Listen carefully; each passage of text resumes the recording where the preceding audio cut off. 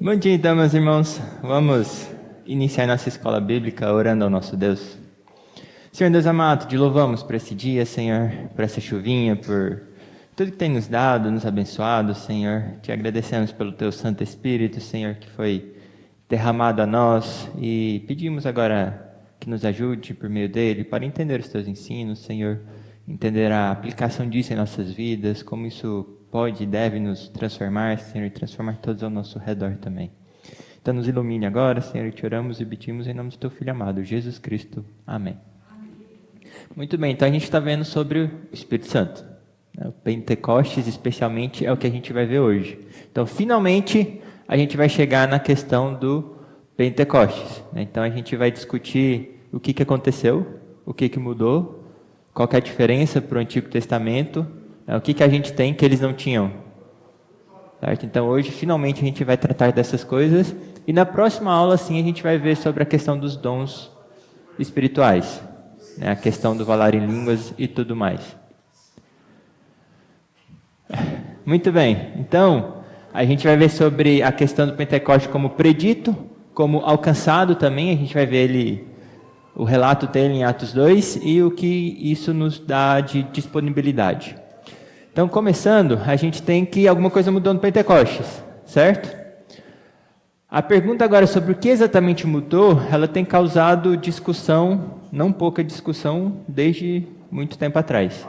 Então, a questão é qual é a diferença, especialmente a gente está falando em relação aos crentes, né? Não em relação ao mundo inteiro, mas em relação àqueles que realmente são salvos e eleitos, qual a diferença da obra do Espírito Santo para a gente agora, que estamos no Novo Testamento, para os nossos irmãos que eram do Antigo Testamento, certo? Então, qual a diferença, o que de fato mudou quando o Pentecostes aconteceu?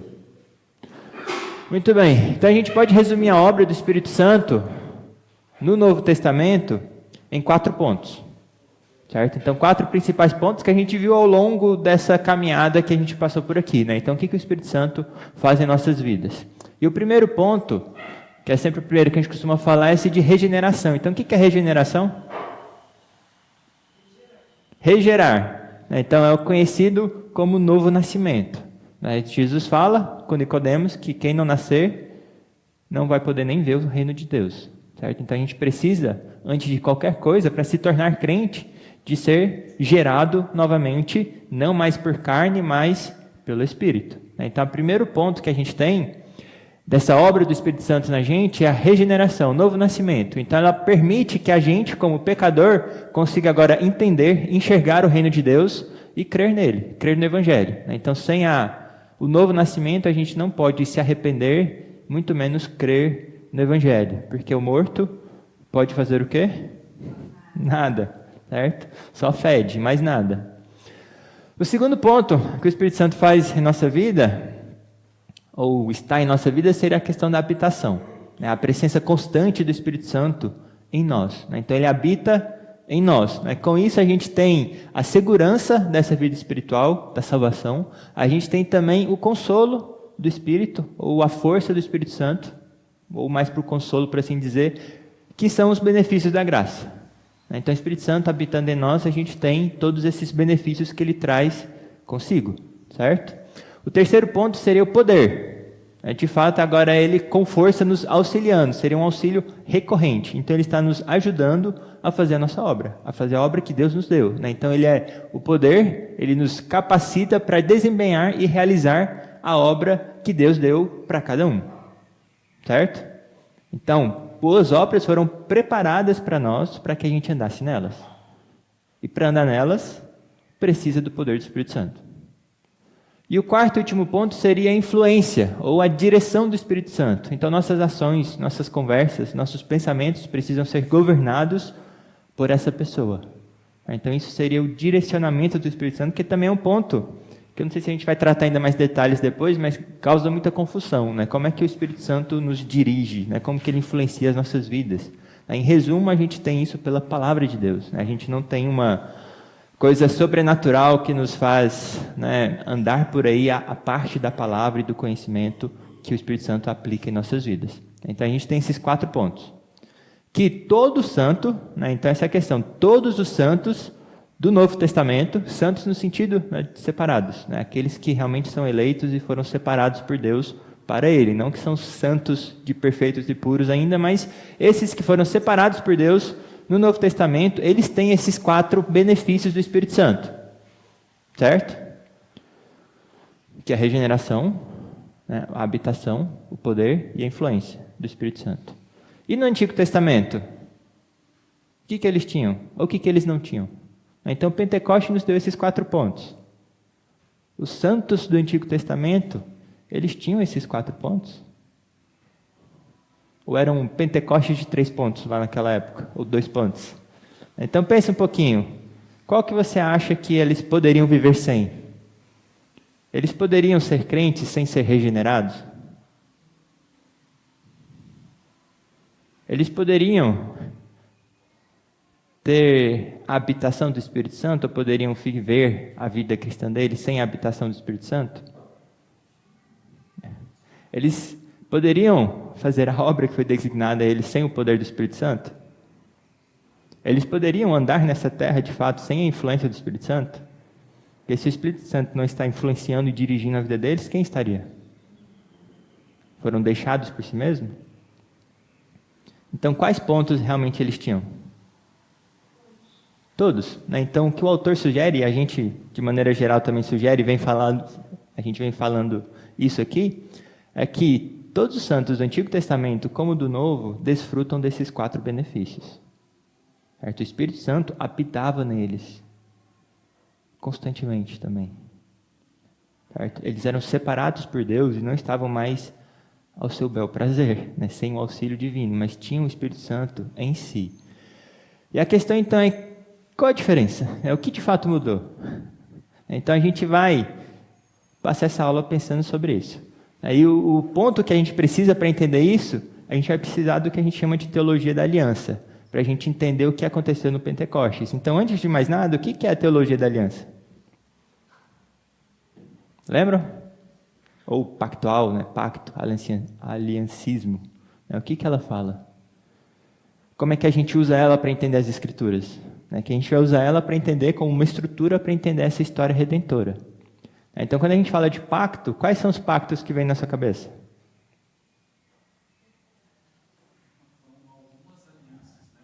Foram algumas alianças, né? Então, na verdade, começa com Adão, né? Então, se a gente for ver todas as alianças, começa, na verdade, a gente tem aquela que a gente fala sobre o pacto da redenção, intratrinitária, onde Deus Pai, Deus Filho e Deus Espírito Santo tiveram um pacto, né, um conselho, que decidiram, então, salvar alguns da humanidade. Depois disso, com Adão, que seria a forma como que Deus relaciona com o homem. Ele se relaciona por meio de pactos, onde a gente tem bênçãos que são estabelecidas e também maldições quando não é cumprido o pacto. Então, Deus se relaciona...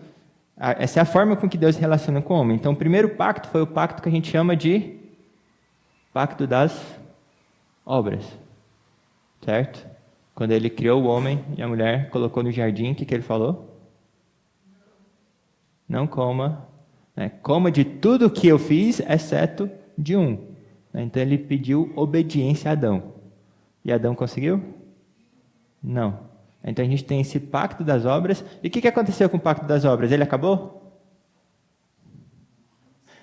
Ele se mantém. E é por eles que a maior parte da... sei lá quantos, que uma parte da humanidade será punida e colocada no inferno, porque não cumpriu a obediência com Deus. Mas com isso, já em Gênesis 3,15, a gente já tem a promessa de uma nova forma de Deus lidar com a humanidade, que ele começa então a ter o que a gente chama de pacto da graça. Então a forma que a gente tem essa teologia da aliança é uma forma que a gente entende a história da redenção.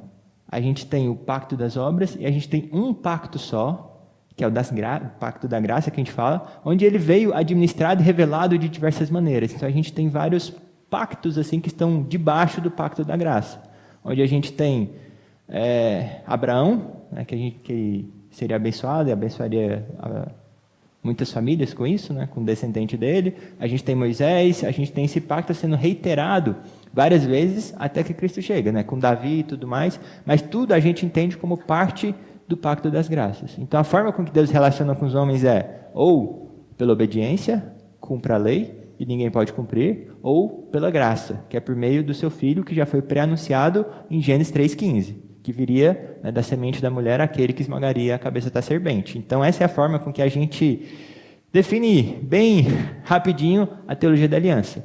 Então como é que a gente usa para enxergar isso? Então a teologia da aliança a gente fala que tem esses pontos, que é como a história da redenção vai caminhando, para que essa aliança se cumpra. Especialmente, né, a gente está falando da redenção. Então, toda a história redentora, pré-encarnação, antes de Cristo vir, ela caminhava para um ponto, não era? Tanto que quando a gente fala que chegou nesse ponto, como que a gente fala esse ponto? Abra lá em Gálatas 4:4. A gente fala que chegou o quê dos tempos? A plenitude. Né? Então, quem achou lá pode ler, por favor?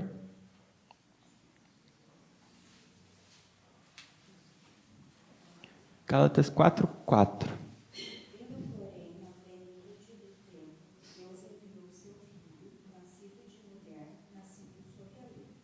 Então, na plenitude dos tempos, Deus mandou o seu Filho. Ele se encarnou. Então, toda a história, desde que Adão pecou até a vinda de Cristo, ser morto, crucificado, né, e ressuscitado, a história caminhava para um ponto. Certo? Que é a plenitude dos tempos. Então, a gente entende todas essas formas de pacto, de dispensação da aliança, como um caminhar até a plenitude dos tempos. Depois que Cristo se encarnou, o que tem mais para acontecer? Qual que é o evento que realmente a gente espera? A volta. Então, antes da encarnação, tudo caminhava para essa plenitude onde Cristo viria e cumpriria a redenção para nós. Então, ela está cumprida, certo? Agora, pós-encarnação, tudo caminha para a segunda plenitude. Então, abram lá, Hebreus 9:28, onde a gente aguarda, de fato, essa segunda plenitude.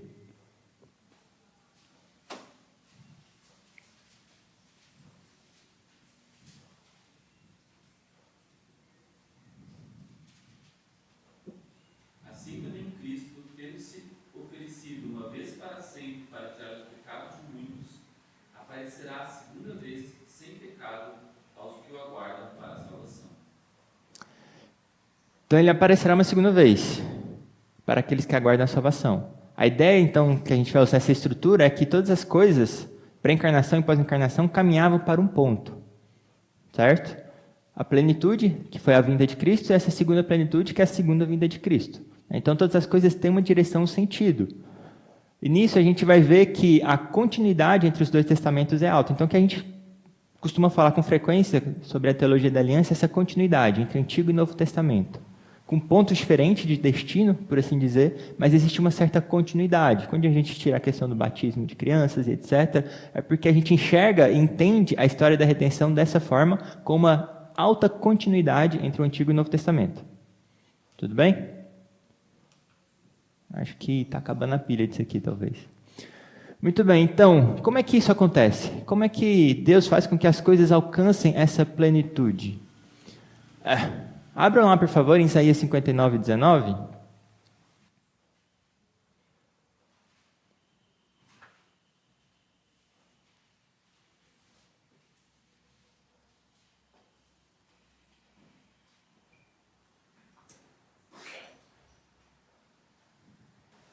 Quem achou pode ler, por favor?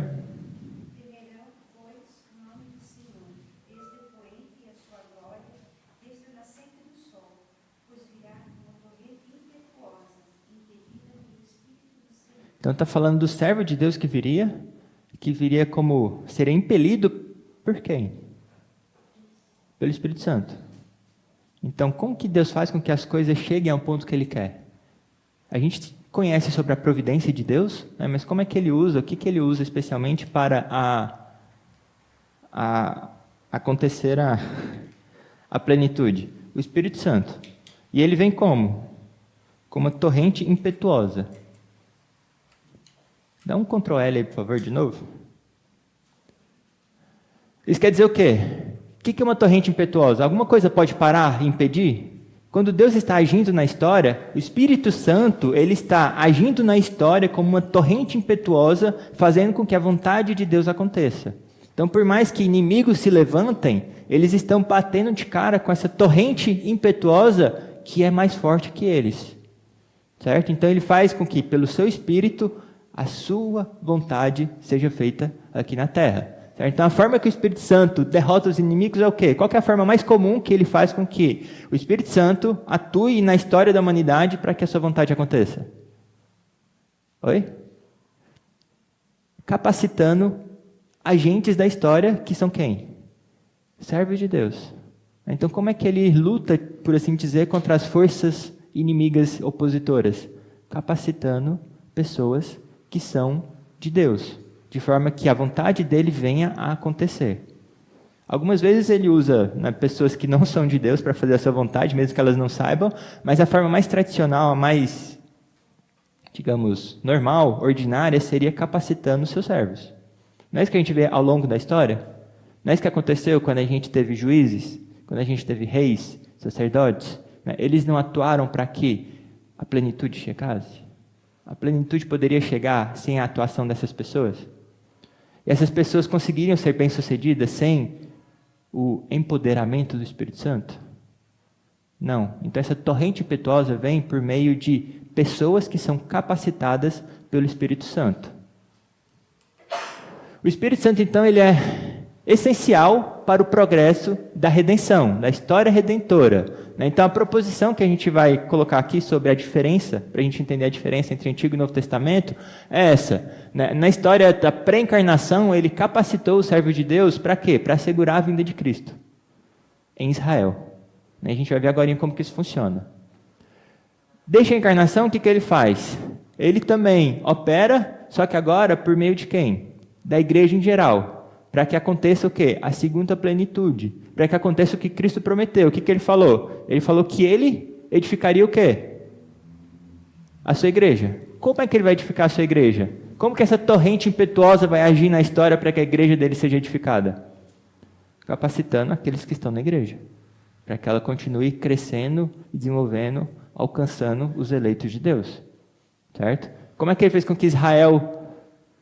Cristo viesse em Israel, capacitando as pessoas para que Israel fosse preservada, fosse cumprido, para que chegasse no tempo certo, tivesse aquela nação, naquele território que ele prometeu, onde viesse o Cristo e agiria daquela forma. E seria morto, Roma deveria ter lá o seu poder também, para ele ser morto, entregue aos gentios e ser morto e tudo mais. Então Deus agiu na história dessa forma e age ainda na história dessa forma. Essa é a continuidade. Por meio do seu Espírito Santo, ele age nessas pessoas para que o seu propósito se cumpra. E o propósito maior que a gente enxerga as coisas é, antes da encarnação, a vinda de Cristo, depois da encarnação, a edificação da igreja e a sua segunda vinda. Tudo bem? Muito bem. Então, a diferença entre a obra anterior e após o Pentecoste diz respeito àquele ponto, especialmente aquele ponto de dar poder. Certo? Ser um auxílio recorrente para que a gente possa cumprir a obra que foi designada a nós. Certo? Então, essa seria a principal diferença, mas a diferença é uma questão de grau, não de essência. No sentido que o mesmo poder, a mesma, digamos, capacitação, ele dá às pessoas, só que agora de uma forma diferente. Em um grau maior, uma amplitude maior. De forma que não somente alguns líderes são capacitados, que a gente vai ver, mas todos, toda a igreja, todo servo de Deus recebeu esse poder para fazer a obra que foi designada, que é edificar a igreja, proclamar o evangelho, aguardando então a vinda do nosso Senhor Jesus Cristo. Certo? Antigamente não tinha essa amplitude. Então o Antigo Testamento, pensando aqui no poder antecedente ao Pentecostes, o Antigo Testamento, se a gente analisar a atuação do Espírito Santo, ele foca principalmente nessa questão do empoderamento, do poder. A gente não vê tantas coisas, tantos detalhes sobre a habitação, sobre os outros pontos que a gente tratou. Então, o Antigo Testamento ele deixa muito claro esse poder do Espírito Santo para fazer uma obra específica. Não é isso que a gente enxerga normalmente? Quando a gente vê um juiz sendo chamado, ele foi empoderado, recebeu o poder do Espírito Santo para libertar o povo, para preservar Israel. Imagina se Deus não levantasse juízes quando o povo não simplesmente estava em pecado e deveria se arrepender, mas quando uma nação inimiga estava vindo atacar Israel. O que aconteceria se Israel fosse dizimado? De onde viria o Cristo? Como que Jesus viria, conforme as promessas do povo de Deus, de Davi? Não viria se não tivesse Israel, se não tivesse o que Deus preservou. Então, a gente tem essa diferença do empoderamento, e no Novo Testamento, a diferença não é a quantia de poder que alguém recebe, mas a amplitude com que esse poder é distribuído. É onde a gente entende que todos têm o quê? Um dom para fazer o seu ministério, a obra que foi designada. Certo? Então, essa capacitação não está mais limitada a um número específico de pessoas. Profetas, né, sacerdotes, reis, juízes e tudo mais. Então a capacitação, essa capacitação, digamos, especial do Espírito Santo, ela se concentrava nos líderes, tanto civis como religiosos, certo?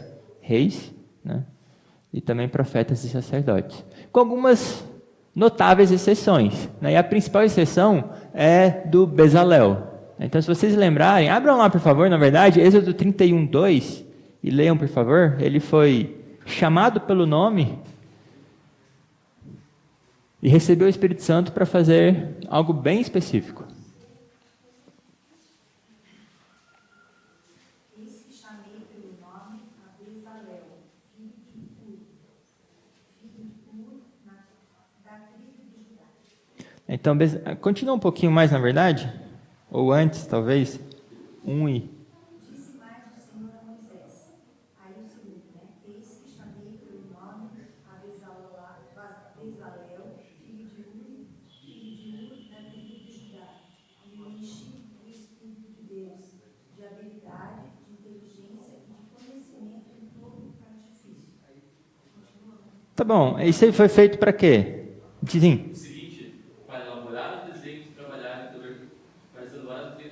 ouro, em prata e bronze, para a lapidação, ele faz falar as coisas do tempo. Então é interessante que ele chama Bezalel, o capacita de uma forma extraordinária para trabalhar nas coisas do templo. Afinal, Deus fez o templo, o tabernáculo, na verdade, né? Para quê? Né? Para ser o seu ponto central de adoração. E ele queria não simplesmente que as coisas sejam feitas de forma precisa, mas ele queria que as coisas fossem feitas o mais perfeito possível. Não somente funcionais, mas belas. Então ele capacita as pessoas, especialmente Bezalel e mais alguns lá que ele fala, para trabalhar nisso, para fazer essas coisas bonitas, para fazer os tecidos, as roupas do sacerdote, as tendas, as decorações, de forma que aquilo fosse realmente, né, apontasse para a majestade do nosso Deus. Então ele não deixa isso à habilidade humana meramente, mas ele capacita de uma forma especial para que aquilo seja feito com zelo, né, com beleza. Certo? Isso diz muito sobre a nossa vida hoje em dia também, não é? Se Deus se importa a esse ponto, não simplesmente com a função, mas também com a beleza, imagina a gente, se a gente não preocupa com isso também. Tudo isso faz diferença, né? Por mais que a gente tenha as coisas hoje mais simples do que antigamente, aí em algum ponto ou outro faz sentido, a gente se importa muito com estética também. Isso faz parte. E Deus capacitou as pessoas para que isso fizesse diferença também. Então, isso aqui foi uma notável exceção. Mas, de maneira geral, o que a gente vê sendo capacitado? Juízes, vê lá chamando Otiniel, Gideão, Débora, Sansão, depois ele coloca Saul, Davi, a gente tem profeta atrás de profeta também, começando lá com Elias, uma escola de profetas, a gente tem todo um batalhão de pessoas que são chamadas frequentemente, e geralmente essas pessoas são o quê? Estão nessas funções, profeta, sacerdote e rei. No caso de juízes seriam líderes, seriam como se fossem reis, né? Mas seriam líderes do povo para libertação, para guiar ele de forma civil. Isso tudo para garantir que alcançasse a plenitude dos tempos, né? Para que Israel conquistasse a terra prometida, para que Israel fosse preservada, para que a gente tivesse lá a tribo de Judá, para que Cristo viesse e então cumprisse a sua história, né? O ponto alto da redenção, que seria o seu sacrifício por nós. Tudo bem? Então tudo isso foi essencial que o Espírito Santo agisse nessas pessoas. Esses líderes, então, eles eram especialmente capacitados para esses ofícios, que são ofícios o quê? Messiânicos. Certo? Então, lembra que o pastor Amin falou também na aula passada sobre a questão de tipologia, né? Sobre como isso encaixa bem na teologia da aliança. A gente fala muito sobre isso. Então, esses líderes, eles eram capacitados, especialmente nessas funções, para quê? Apontar para o Messias principal, né, que viria. Messias, então, é o quê? Ungido. Né? Ele recebia o Espírito Santo, né, recebia a unção, o derramamento do Espírito Santo, para que ele atuasse nesses papéis de profeta, sacerdote e rei. Apontando, então, para esse Messias que viria na plenitude dos tempos e cumpriria perfeitamente esses 3 papéis. Certo? Esses 3 ofícios. Então, eles apontavam para o Jesus Cristo, que viria. Eles, então, esses Messias, esses tipos que apontavam para Jesus, eles não eram deixados o quê? A sua engenhosidade, como o autor coloca, as suas próprias habilidades, mas eram capacitados para que fizessem a coisa direito, não deixados a sua própria força. Tudo bem? Então, de novo, necessário o Espírito Santo. E a melhor passagem que a gente tem para entender no Antigo Testamento a questão dessa necessidade, da importância do Espírito Santo, está lá em Zacarias, capítulo 4. Abram lá comigo, por favor. Então, Zacarias, capítulo 4. Depois vem Malaquias e Mateus. Né? Então, Zacarias, capítulo 4.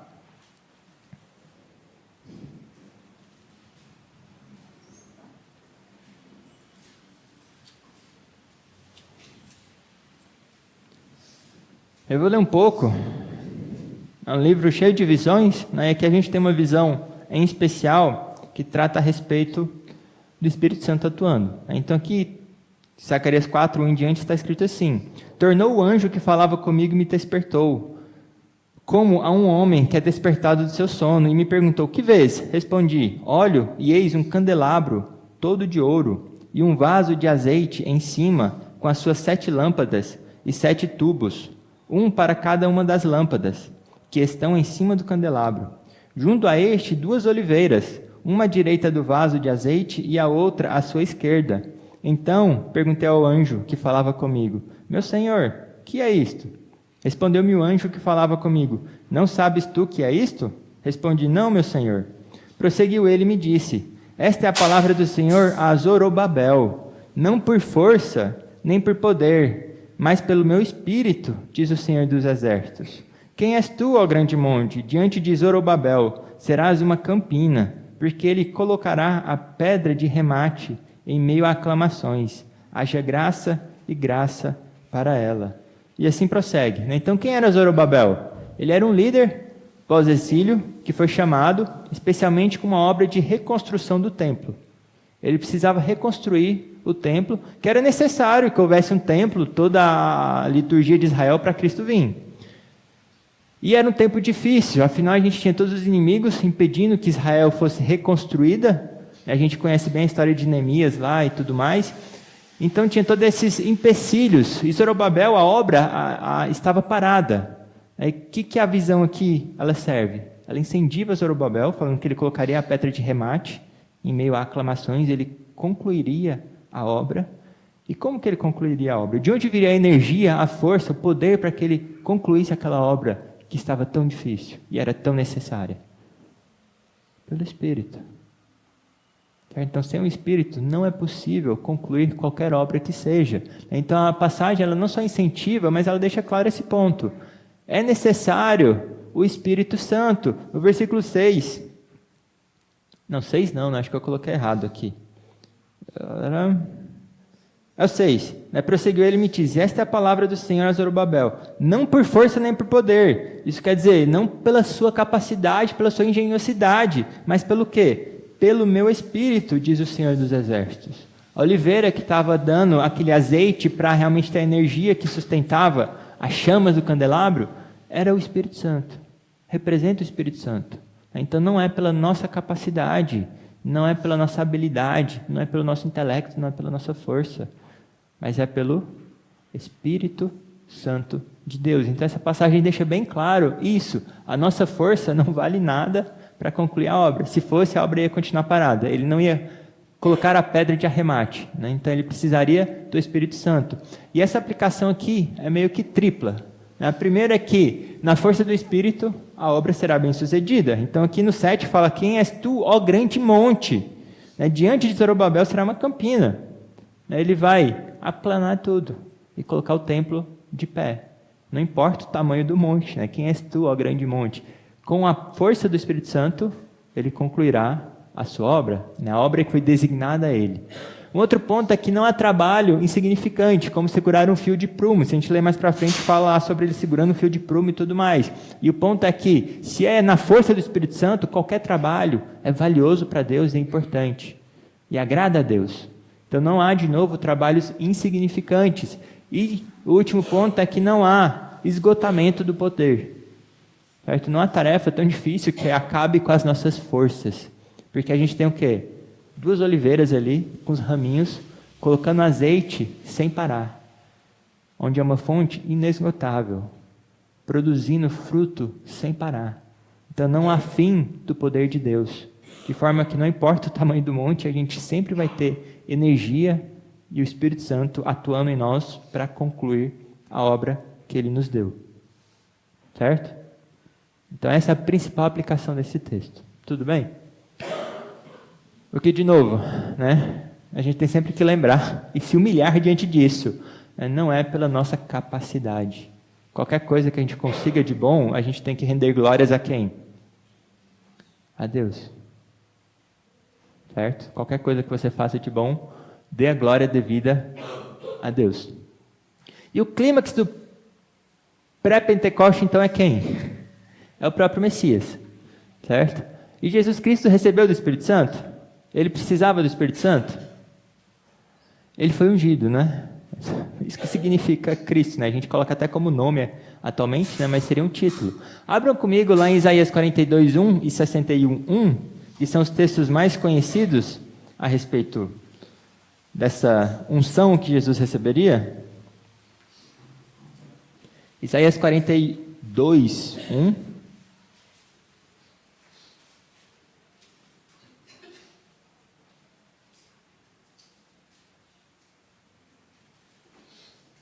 Quem achou pode ler, por favor.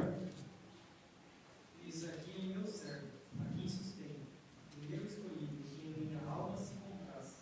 Pus sobre ele o meu espírito, e ele promulgará o direito para os gentios.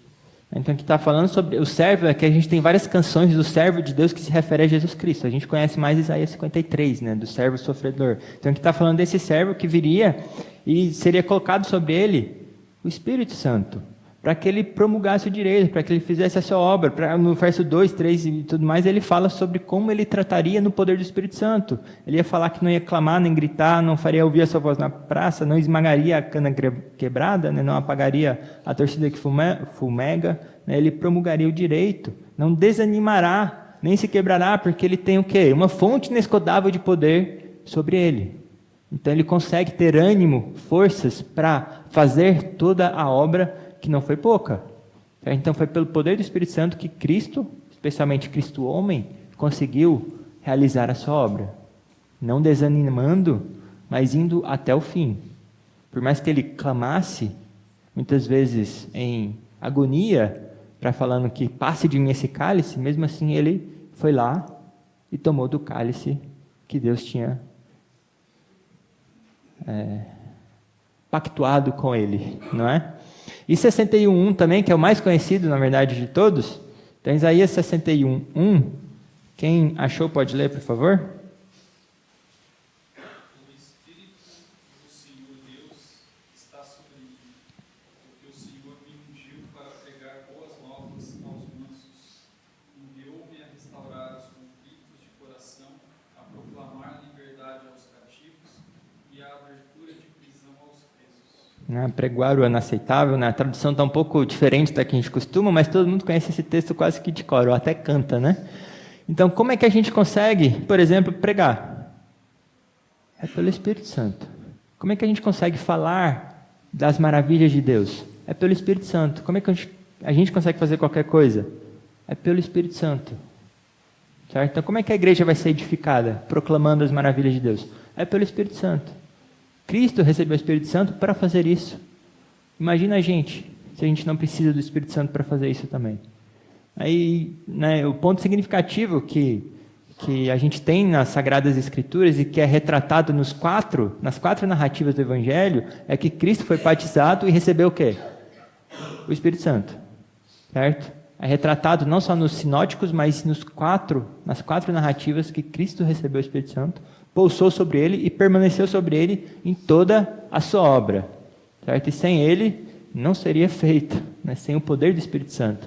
De novo, lembrando que a salvação, tudo é trinitária, né? A obra de Deus, a gente sempre tem essa questão, desde a criação até a redenção, a ação das três pessoas do único Deus. Certo? Muito bem. Então, qual que é o poder previsto para o Pentecoste? E para isso a gente vai abrir agora em Joel, que é o texto mais conhecido, né, a respeito disso. Então, Oséias, Joel, Amós, Obadias. Em Joel 2, a gente tem essas profecias, que a gente conhece muito bem. Eu vou ler aqui Joel 2, especialmente 28 ao 32, que fala o que vai acontecer no Pentecostes.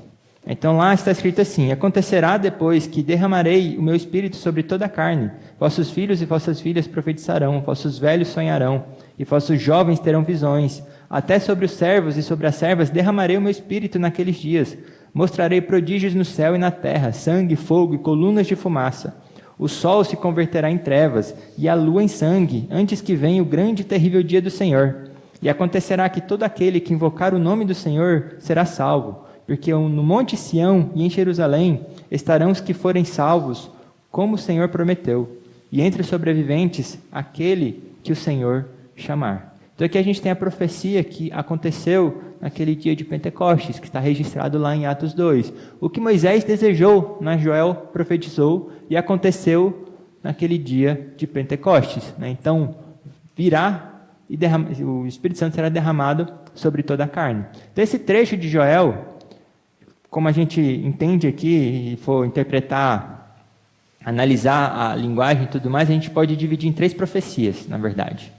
Onde a gente tem, a primeira seria a questão do poder espiritual, que a gente tem o Espírito Santo sendo derramado, né, e vossos filhos, vossas filhas profetizarão, vossos velhos. A segunda parte seria sobre esses sinais sobrenaturais, né, prodígios no céu, na terra, sangue, fogo, colunas de fumaça, o sol se convertendo em trevas, lua em sangue, até que venha o grande e terrível dia do Senhor, que fala, a gente vai ver agora, né, e o último seria da garantia da salvação. Todo que invocar o nome do Senhor será o quê? Salvo. É que Paulo usa depois, né? Então a gente preza muito e agradece muito por esse texto também. E nessas 3 profecias é interessante notar que não há intervalos, nada especificado entre cada profecia. Não é necessário que as 3 aconteçam de uma vez. E a gente está mais interessado na primeira, na segunda também. Na terceira, quer dizer. E a segunda a gente aguarda e usa ela também como advertência. Afinal, ela serve como advertência do juízo. Então não é necessário. E não aconteceu no Pentecostes as 3. Tudo bem? Então, sobre a primeira, poder espiritual, a gente tem que olhar que essa primeira predição, a gente tem primeiro o Espírito Santo sendo colocado como derramado. Toda vez que a Escritura fala que algo é derramado, a gente está falando de algo que é generosamente derramado.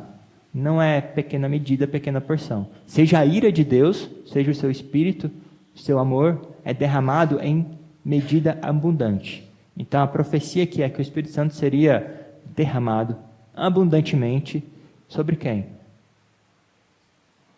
Sobre nós.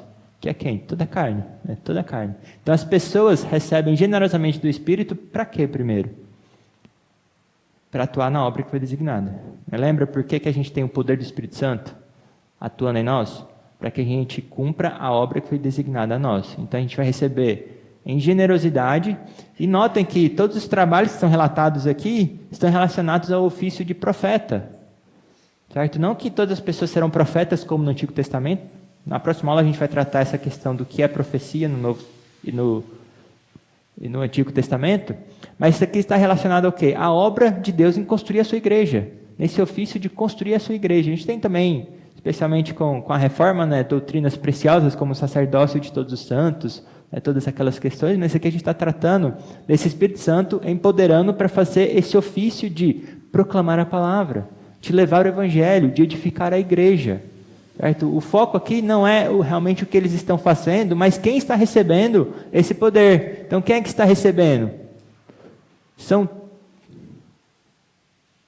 todas as pessoas, que se referem a quem? Toda a carne. Geralmente isso se refere aos gentios.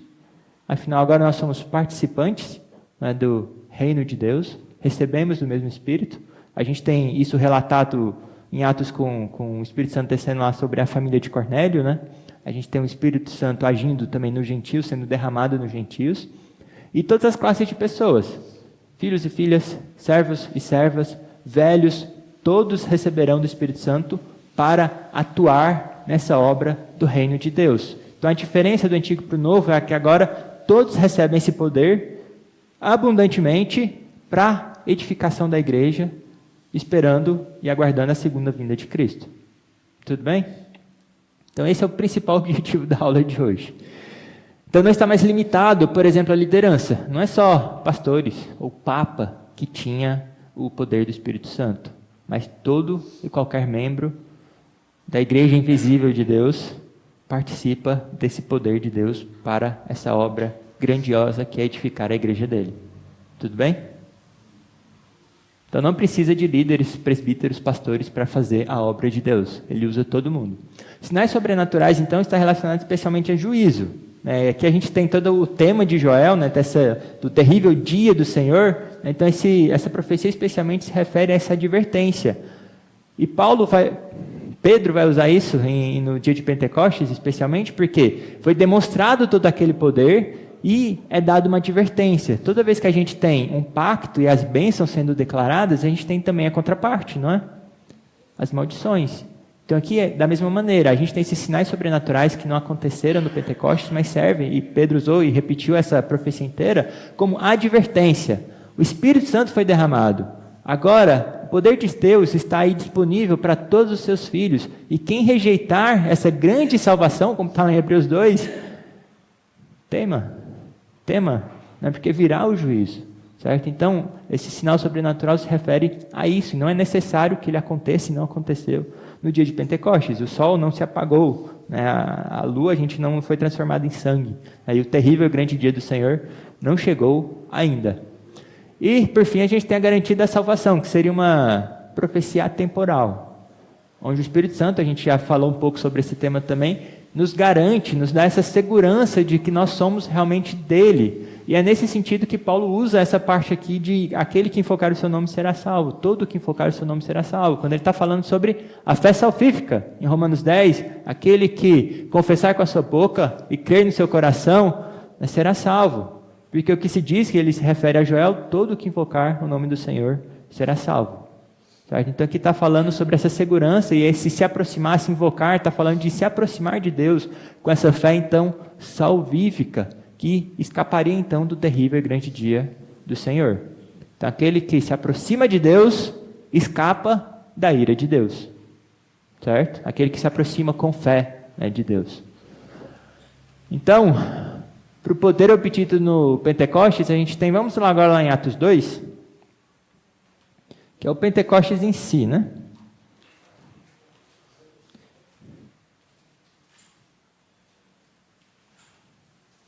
Então, Atos, no início, na verdade, do 4 a 8, Jesus fala para eles esperarem ali, né, que viria então o Espírito Santo, para eles aguardarem lá, no verso 8, que é o mais conhecido de Atos, né, mas recebereis poder ao descer sobre vós o Espírito Santo. E para que então? Sereis minhas testemunhas, tanto em Jerusalém como em toda a Judéia e Samaria, até os confins da terra. Então, eles estão aguardando o poder do Espírito Santo para edificar essa obra, a igreja de Deus. E quando o Espírito veio, quem recebeu desse Espírito e saiu trabalhando? Foram só os apóstolos? No capítulo 2, nos versos 4 e 11, está escrito assim: todos que estavam lá reunidos, todos os 120, ficaram cheios do Espírito Santo e passaram a falar em outras línguas, segundo o Espírito lhes concedia que falassem. No verso 11, tanto judeus como prosélitos, cretenses e arábios, Como ouvimos falar em nossas próprias línguas as grandezas de Deus? Então todas essas pessoas estavam saindo pela cidade, depois que receberam o Espírito Santo, falando das grandezas de Deus, certo? Proclamando o Evangelho da salvação do nosso Senhor Jesus Cristo. Todos receberam do Espírito com esse poder abundantemente para a edificação da obra do reino de Deus. Certo? Então essa é a principal diferença, essa amplitude, essa generosidade do Espírito a todos. E a gente vai, mais para frente também isso foi dado aos gentios. Então quando a igreja foi questionada nesse ponto, o que é que está acontecendo, essas pessoas falando, estão bêbadas, etc. Pedro reconheceu então o cumprimento dessa profecia. Ele falou que isso foi o derramamento do poder que Joel havia falado. E ele repete então essas três profecias de Joel a respeito do poder, do juízo de Deus e da garantia da salvação. Então a gente tem o poder sendo demonstrado, especialmente pelas línguas. Próxima aula a gente vai entender essa questão das línguas. A gente tem também essa invocação do nome e garantia da salvação, tanto que 3.000 pessoas se converteram. E o juízo de Deus foi como advertência, por mais que não tenha se cumprido lá naquele momento, por isso que a gente está aqui, Deus não encerrou a história ainda, mas serve como advertência para aqueles que rejeitam e brincam com o nome de Deus. Certo? Então, com isso, Pentecostes aconteceu e esse é o poder que foi obtido. Proclamar as grandezas de Deus com poder, realizar a obra que foi designada a cada um de nós. E isso aconteceu depois nos gentios também. Então, esse poder disponível por causa do Pentecostes. A gente entende que o Pentecostes de fato mudou alguma coisa, não é? Estamos agora cheios, ou podemos estar cheios do Espírito Santo para fazer a obra que Ele nos designou. E todo cristão tem um serviço a cumprir. Efésios 4, 11 e 12 fala que Ele deu uns para apóstolos, profetas, a gente vai entender isso melhor na próxima aula também, e também deu dons para cada um de nós, para a edificação do corpo. Ele deu um serviço para cada um de nós. A gente tem um hino, há trabalho certo para ti, ó cristão, que depende de toda a tua dedicação, vocação, esqueci como que é o hino, mas tem um trabalho certo para cada um, que só pode ser feito como? Lembrando de Zorobabel, com o poder do Espírito Santo. Não é por sua força, não é pelo seu poder, mas é pelo Espírito de Deus que o Evangelho progride. Por isso que a gente é contra, normalmente, que impérios obriguem que todos sejam cristãos, o que já aconteceu na história. Então era necessário que para ser parte do império, ser súdito lá, as pessoas deveriam ser cristãos, seria a religião oficial. Mas não é assim que funciona. Isso só produz hipócritas. Não é por força nem por poder, mas pelo Espírito de Deus que a obra dele é feita. E o que o Pentecoste mudou então? Não acabou. Certo? O Pentecoste foi um ponto isolado e que não tem mais nenhum significado para a gente hoje. Qual que é o significado do Pentecoste para a gente hoje? Para você? Qual que é a importância? O cumprimento da promessa de Deus, que implica o que também, especialmente, na sua vida? O Espírito Santo está o quê? Disponível. O que você tem que fazer, então, para receber desse Espírito? A gente já tratou esse texto também em outras aulas, mas Lucas 11, 13 fala o quê? Todo o que pede, recebe. Todo o que busca, acha. Aquele que bate, será aberto. Para receber o quê? E o Espírito Santo vos será dado. O mesmo poder que fez com que os apóstolos e a igreja primitiva transtornasse o mundo, está disponível hoje. Então o Pentecostes não é algo que simplesmente acabou, mas essa obra não cessou, até que Cristo volte, a segunda plenitude. Então a igreja primitiva, ela fornece esse padrão que a gente tem que ter para agirmos com o poder do Espírito Santo. E o primeiro passo é permanecer em oração. Você está reclamando que as coisas não estão andando, que o Evangelho não progride, que a igreja está estagnada? Permaneça em oração, sem cessar, constantemente, pedindo pelo Espírito Santo, e o que pede receberá. E com isso, então, o serviço de Deus só será bem sucedido com o Espírito Santo. Por mais que você pense em formas de alcançar pessoas, em metodologias e etc., só será bem sucedido no poder do Espírito Santo. Então não tente fazer as coisas por si mesmo. Lembre do Pentecostes e no que ele significa para você hoje. Tudo bem? Algum ponto que vocês queiram falar? Ou questionar? Então, qual a diferença? Quando perguntarem para você, qual a diferença do Antigo para o Novo Testamento? O que os santos lá não tinham que a gente tem agora? Tinham, né? Os 4 pontos. Ele tinha a habitação do Espírito Santo, tinha o Espírito Santo para eles. Agora a gente tem um derramamento, né? Uma superabundância do Espírito Santo em nossa vida.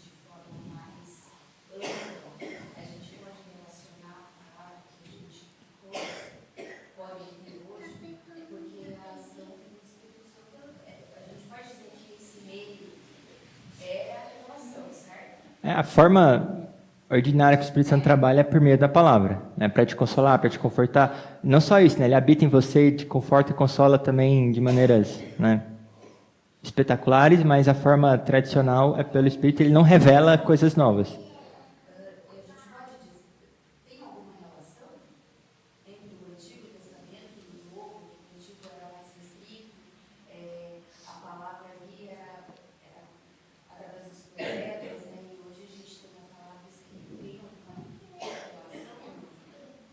Desde o Antigo Testamento era para todos os povos, né? A gente tinha prosélitos que vinham também, mas era em especial povo de Deus como nação separada, e depois foi aberto aos gentios, né? Então a gente tem essa abertura de fato com a vinda de Cristo.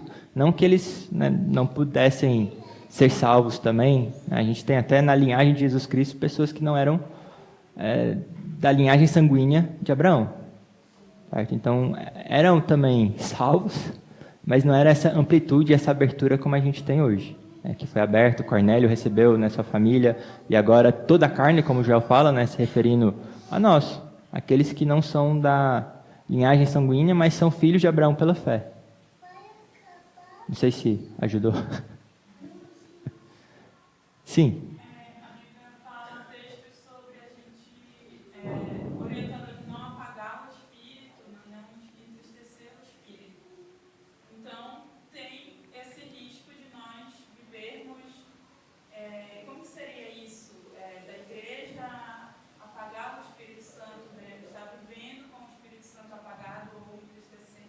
Então, aí a gente vai lá para Efésios, né, 5 em diante, o 4 que ele fala que dons e tudo, e 5 fala da gente encher do Espírito Santo, que é pelo Espírito Santo que a gente faz as coisas. Como é que a gente apaga o Espírito Santo? Como é que a gente ignora a influência dele? Agindo segundo a nossa sabedoria, sendo sábio segundo o nosso entendimento e não segundo as Escrituras. Então, toda vez que a gente faz isso e anda conforme o nosso conselho, a nossa sabedoria, desprezando tudo que o Espírito Santo tem para oferecer, a sua palavra, os meios de graça, a gente está apagando o Espírito Santo, entristecendo ele, vivendo em pecado, ignorando a palavra dele, ignorando os meios de graça, sendo influenciado pelo Deus deste século. Então, como é que a gente se enche do Espírito Santo? Deixa-se influenciar pelo Espírito Santo? Especialmente pelos meios de graça, né? Que a gente repete isso várias vezes. A gente vai orando, a gente vai meditando na palavra, e dessa forma a gente vai sendo influenciado pelo Espírito Santo, que não age a parte da palavra de Cristo.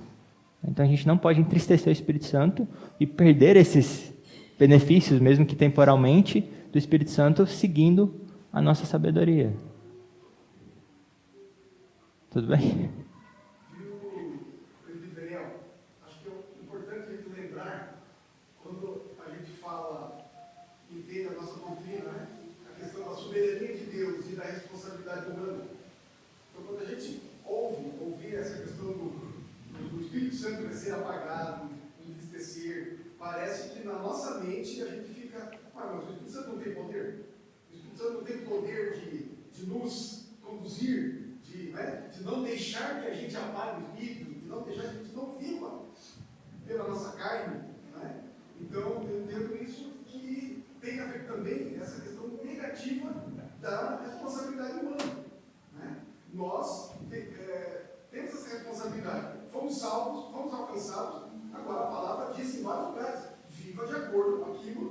que você foi alcançado. Não é? Então, busque isso, procure isso, é a nossa responsabilidade também. Não é?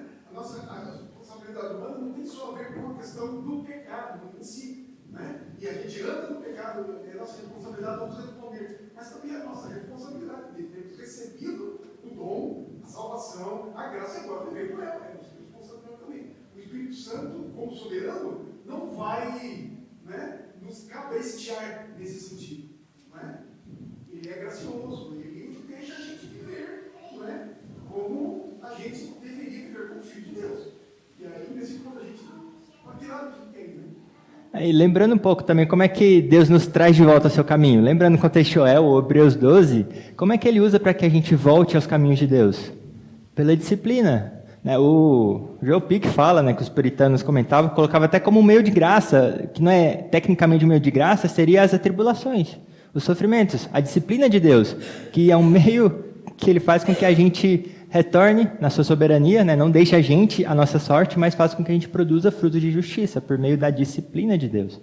Então a gente tem a nossa responsabilidade e Deus muitas vezes nos chama de volta ao seu caminho por meio de atribulações, ou tribulações, né? Sobre isso que o pastor falou, o Antigo Testamento também mostra isso.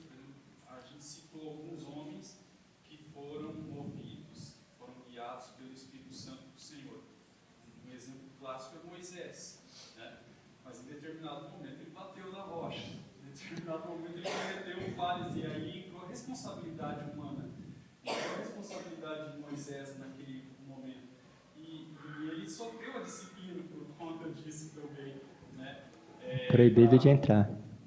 No reconhecimento da falha dele. Né?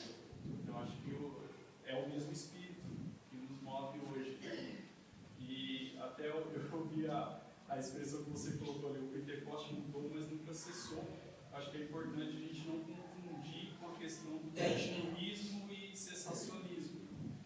Né? Porque o Espírito mudou a sua forma de agir, mas há algumas revelações que foram específicas de Pentecostes para mostrar, né, o poder do Senhor, mas que não se revelam mais da mesma forma. Próxima aula a gente vai entender a questão de profecias, de sinais, para que serviam os sinais, sobre o dom de línguas e etc. Né? Então, próxima aula, se você tem curiosidade sobre isso também, seria talvez a parte mais polêmica, que não é tão polêmica no nosso meio, ela será detalhada. Então vamos orar para encerrar, que o nosso tempo passou um pouco. Senhor Deus amado, te louvamos, Senhor, por mais esse dia, Senhor, te agradecemos pela tua santa palavra, Senhor, te agradecemos porque tu és misericordioso, Senhor, não nos deixa na nossa própria sorte, mas derramou, Senhor, e derrama abundantemente sobre nós o teu Santo Espírito, Senhor, e pedimos que continue essa obra, Senhor, continue, Senhor, a nos auxiliar nisso, a nos encher, Senhor, do teu Santo Espírito, para que a gente viva essa vida cristã aqui, Senhor, com todo zelo, com toda dedicação, proclamando o teu Evangelho, Senhor, fazendo a tua obra aqui, Senhor, e rendendo especialmente glórias a ti, Senhor, porque sabemos que não é por força, nem por poder, mas pelo teu Santo Espírito, Senhor. E te oramos e pedimos isso em nome de Jesus Cristo. Amém.